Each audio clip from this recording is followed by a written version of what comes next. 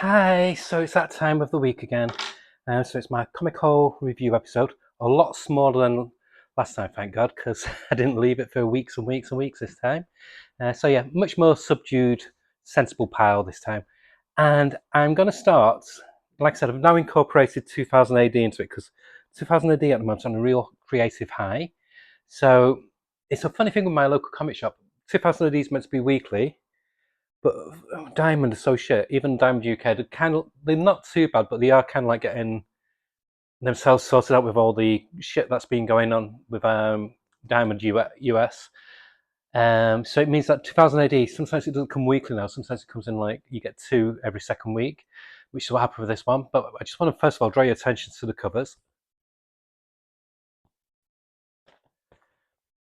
And this one. Now, this is something you wouldn't see on an American comic. So I love this title. So, Talking About a Revolution. So, like I said, each story in the current run of 2000 AD is just 10 out of 10. So there you go. That's the mark. Sorry, I don't know that.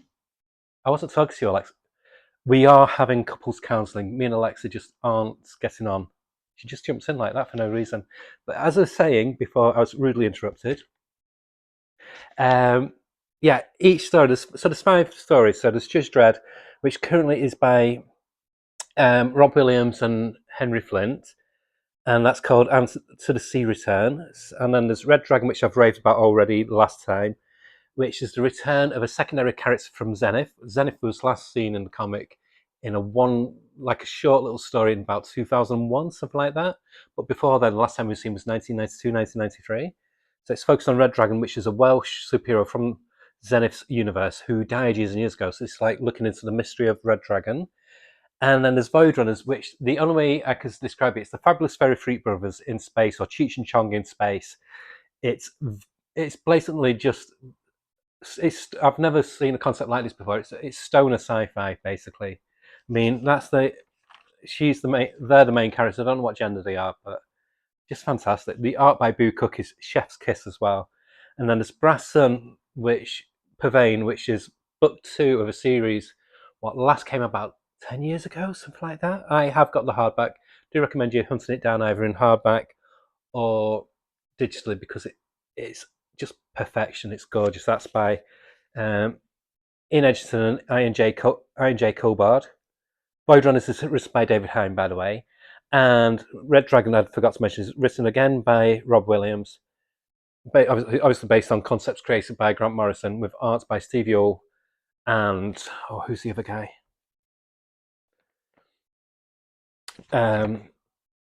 Patrick Goddard.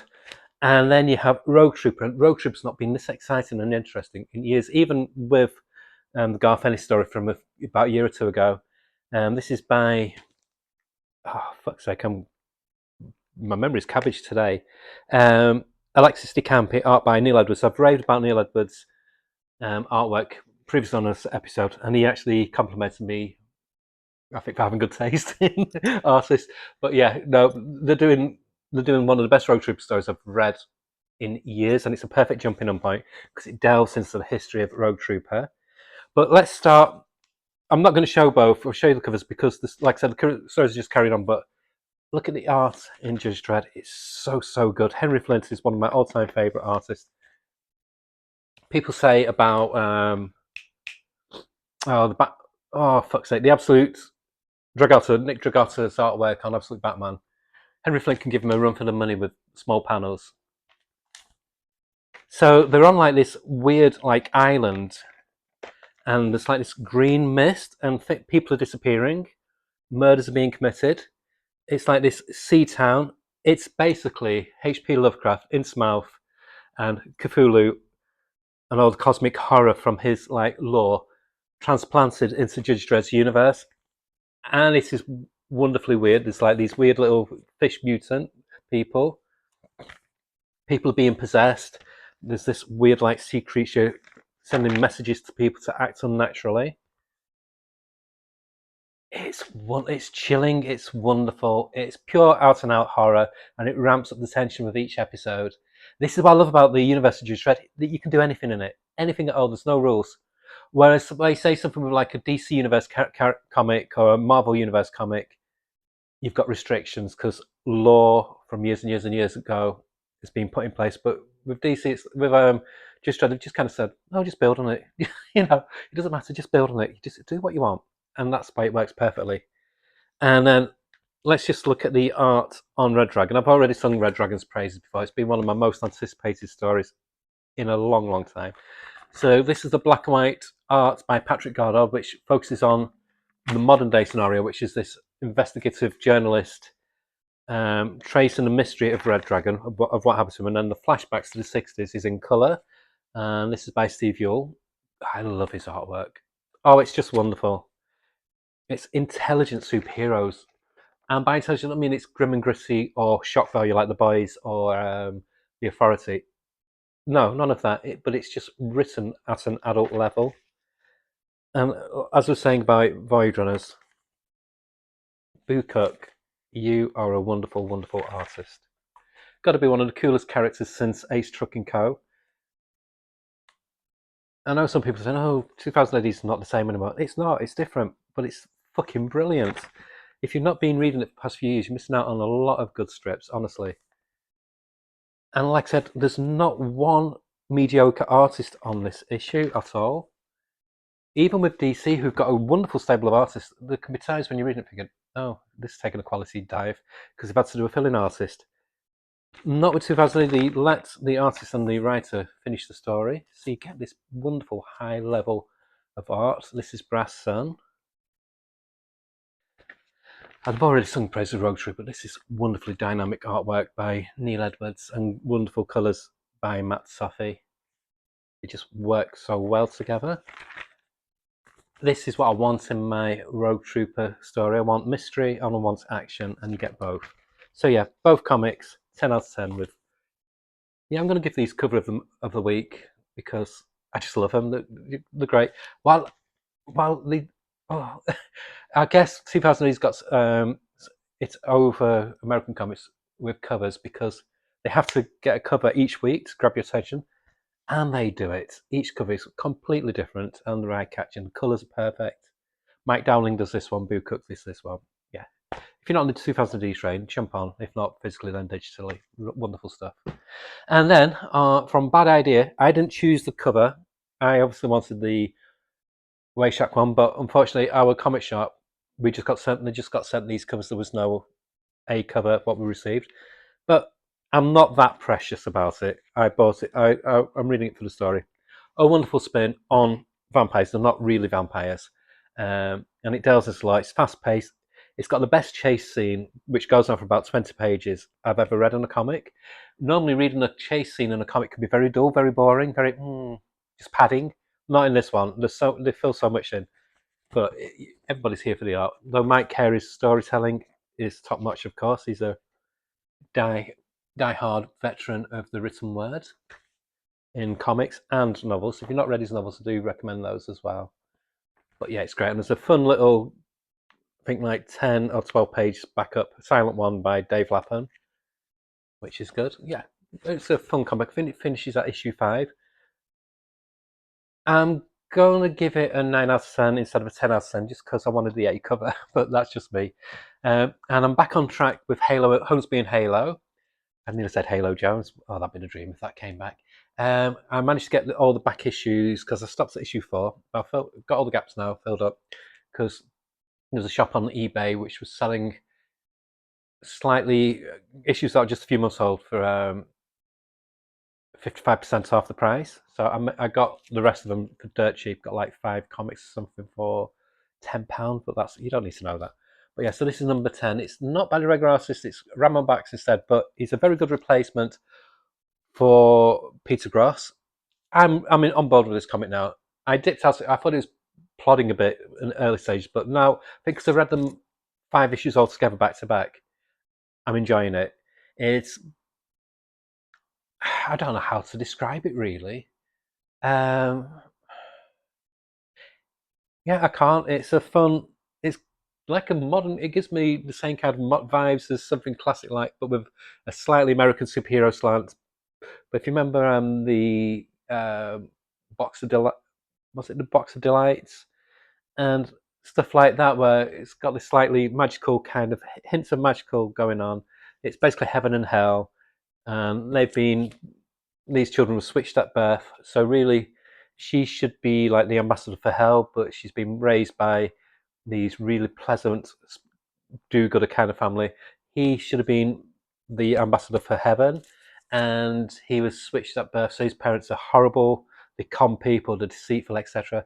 And it's just seeing if they can work against their nature. It's like this really nasty, drawn-out experiment by the heavenly bodies. And yeah, it's good fun. I'll give it a 7.5 out of 10. Wow. This comic has so many levels. It's by Tate Brombaugh, who's quickly becoming a new favourite of mine for on writing, and gorgeous artwork by Jacob Phillips with no.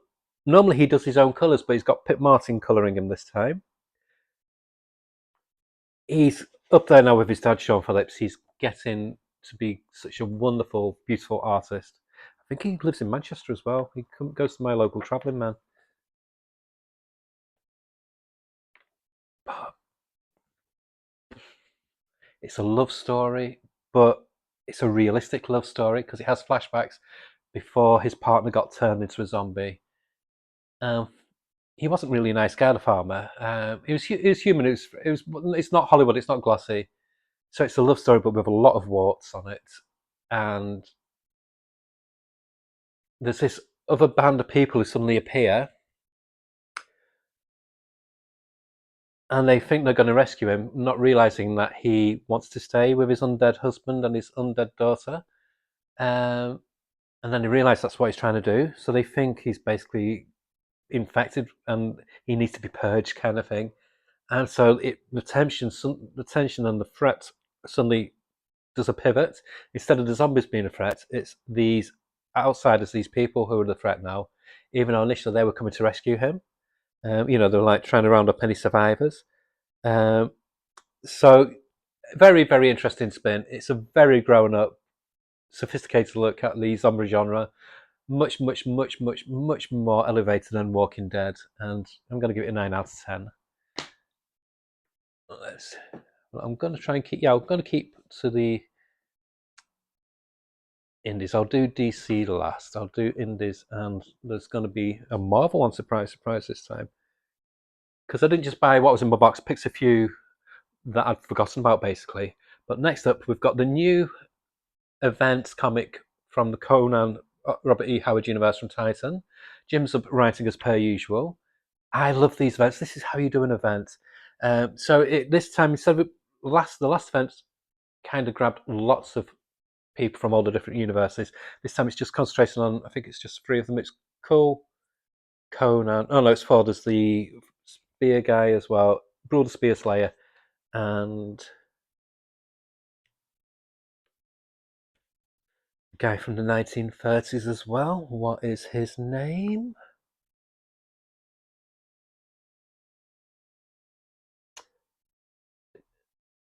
John Kirawan, I think.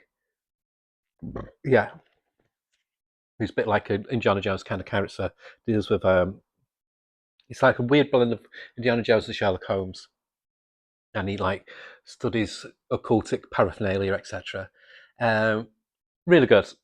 It, I What annoys me is I've still not finished the last event because for some reason my comic shop shorted me of issue 3, and I could never find it on eBay or anywhere else. So I never know how. And so I'll have to get the collector's edition. I just don't like doing that when I've like got 3 issues, but I've just not got one. Oh, but never mind. But anyway, that's really. I'm going all over the place today. But yeah, this is good. That's just me saying it's good. The art is by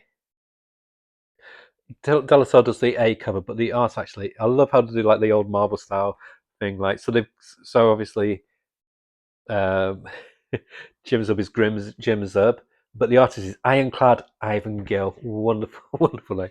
The art is just beautiful. There's never been any bad art in any of the Conan comics. These are the highest quality American comic you can get, I think, and good value for money. It's chock full of information as well. There's lots of good back matter, interesting back matter. It goes into the lore and the history of Robert E. Howard's universes, and yeah, just fantastic. 9 out of 10. A wonderful, wonderful comic. And how did I forget about this? This has been out a few weeks now. The next issue is coming out on October the 22nd. Powers 25, number 1. Last time I read Powers was when it first came out back in the 90s, and I loved it. This has made me want to buy the collected editions what Dark Horse brought out.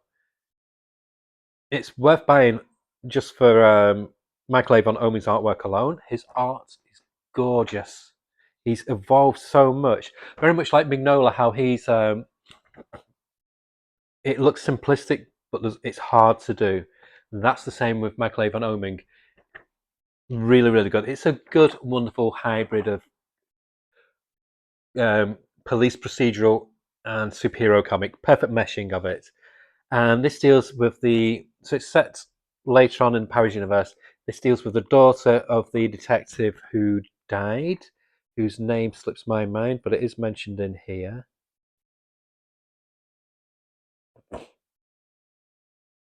Yeah, Christian Walker, he died in the last series of Powers. So now his daughter now has become a police officer. And this just sets the stage. What I'm pleased about, I thought, it's going to be just a mini-series, but now they're making it an ongoing. It's good. Jump on this. It's fun. It's different. It's two experienced writers. I don't like Brian Michael Bendis that much when he does normal superhero comics. I love him when he does his crime-orientated comics, which is one of these. Yeah, 9 out of 10. Really good read.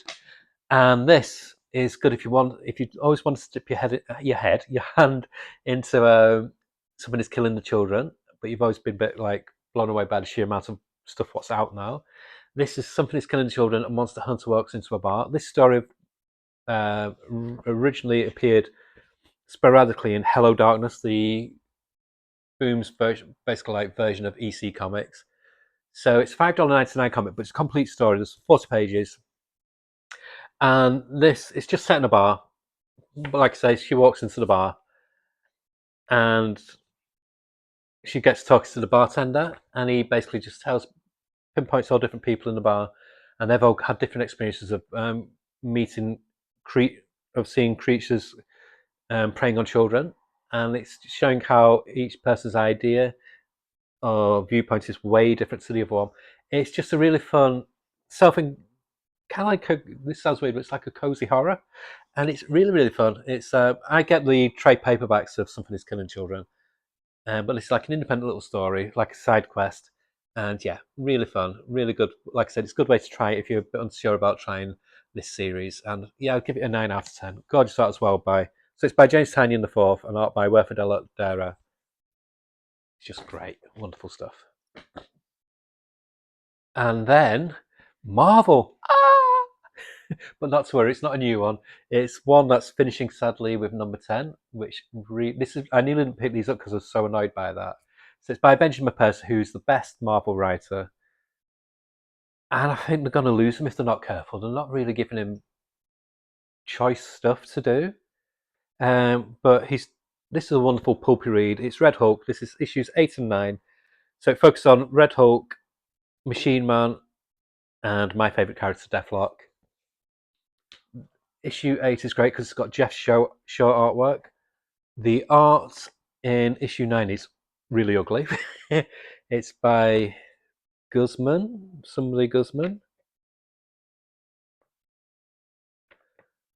Gabriel Guzman. It threw me out a bit. Just I don't know. Just something about the inking style I did not like. But the writing's really good. I love Benjamin Percy. Apparently, the next comic he's going to do for Marvel is Deadpool, but apparently it's not going to be Crazy Deadpool. It's going to be a very hard-boiled kind of Deadpool where he loses his basically sense of humor. I would personally like Benjamin Percy to be given free rein to do a Defenders comic, make it as weird and as odd as possible, because he does his best work with C and D list characters. He'd be a perfect creator for Defenders, but Marvel don't give you dream titles. DC do. If you've been watching the NYCC news, so many good stuff coming out from DC. But this is a digression. Sadly, it's finishing with number 10. I wish it wasn't so tied into the Dooms scenario. It's boring as fuck. But the comic itself is really fun. It's a fun adventure. If you divorce yourself from the Doom aspect, it's a fun comic. And I would give this, 9 out of 10. It's really good. No, I'm going to give it 8 out of 10 because I don't like the art on number 9. On to DC.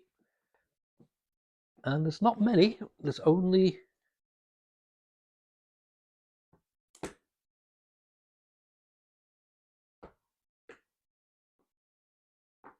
Yep, only 3 of them. Two Batman titles. There was 4. That's why I was looking then. I did have the Batman Long Halloween, whatever it's called, the one with all the different artists doing like a tribute to himself. I've still got it, but I'm not ready yet because it's got a massive fucking big tear on the front cover. Fortunately, my comic shop knows me, so I'll just change it next week when I go again. But it niggles, but I just hope they've got another one in stock. Fingers crossed, I'll have to give them a ring on Monday. But yeah, so waffle. I'm waffling again. So we'll start with Action Comics 1091. You can't tell I'm not with it today.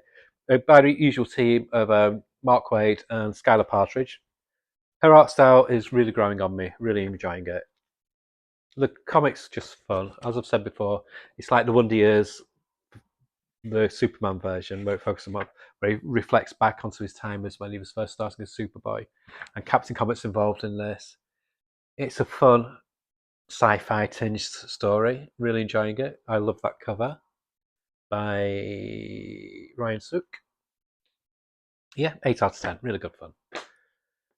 Wow, saving the best DC ones till last. So sadly, this is issue 12. This is finishing with the next issue. This is Dark Patterns number... this finishes with number 12. This is issue number 11. Batman Dark Patterns by Hayden Sherman and Dan Watters. Hayden Sherman lists a lot of good, strong artists, especially in the DC stable at the moment. Can't say the same for Marvel. They've got about 2 good artists, I think, in there.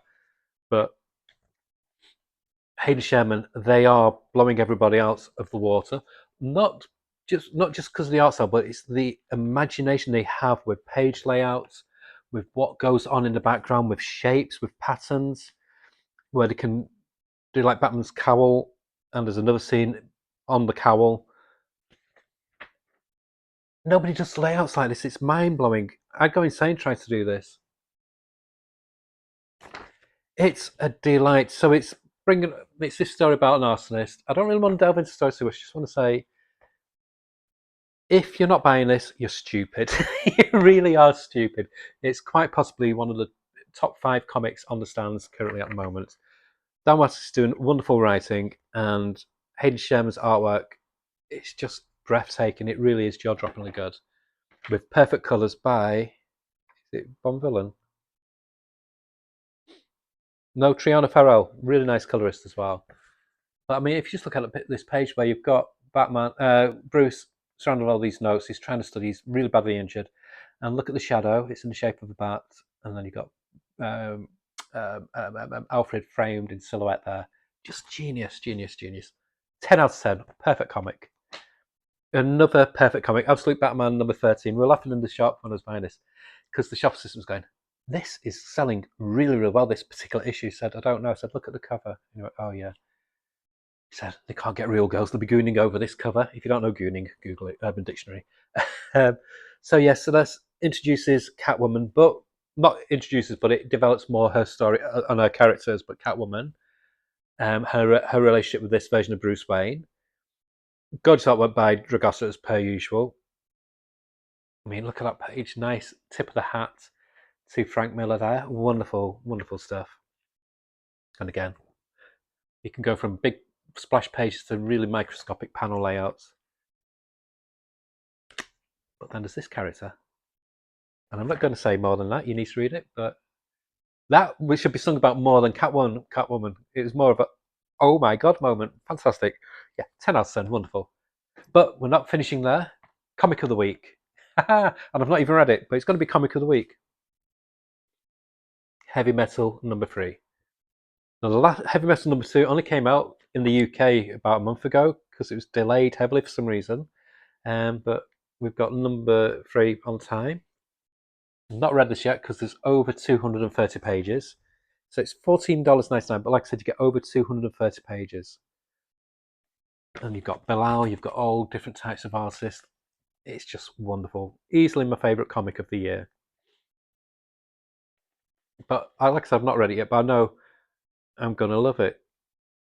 Even the mediocre stories can you get distracted by the perfect art. But I've not come across really any mediocre stories, to be honest. So I don't know what I'm saying. But yeah, this is a constant 10 out of 10. Every time I've read it, I've loved it. Do Yourself a Favour by Heavy Metal. So that's it for the haul. I am going to be doing a few other videos today, so I'll drop them as soon as I've done them. Okay, bye.